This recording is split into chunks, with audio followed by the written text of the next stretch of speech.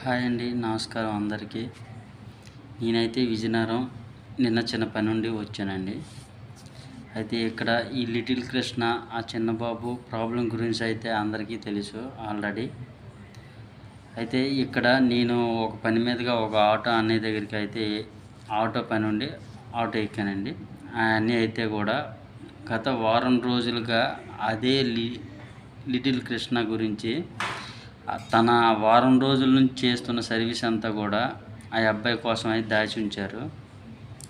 అది కూడా వీడియో తీశాను, అది కూడా మీకు చూపిస్తానండి.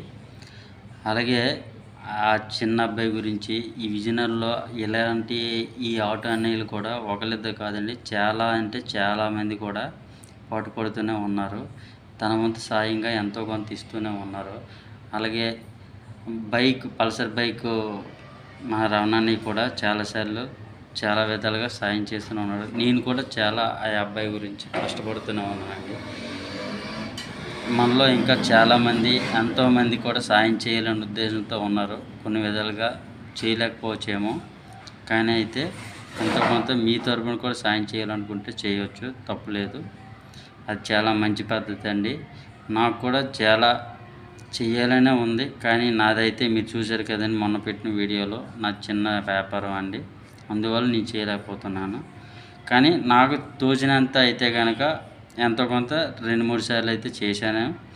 ఇక ఈరోజైతే విజయనగరం రావడం జరిగింది. ఆ అబ్బాయి లిటిల్ కృష్ణ విజయనగరం పూల్బాగ్ కాలనీ అండి. ఆ అబ్బాయిది చిన్న బాబు. మీకు ఆ అబ్బాయికి చాలా తక్కువ సమయం అయితే ఉంది. ఇంకా తన కోలుకోవాలని ఎంతగానో కోరుకుంటున్నారు చాలామంది. ఇంతవరకు చాలామంది సాయం చేస్తూనే ఉన్నారు. మీ తరపున మీ వంతు ఎంతో కొంత సాయం చేయాలని కోరుకుంటూ సదా మీ సేవలో మీ సాంబ. నమస్కారం.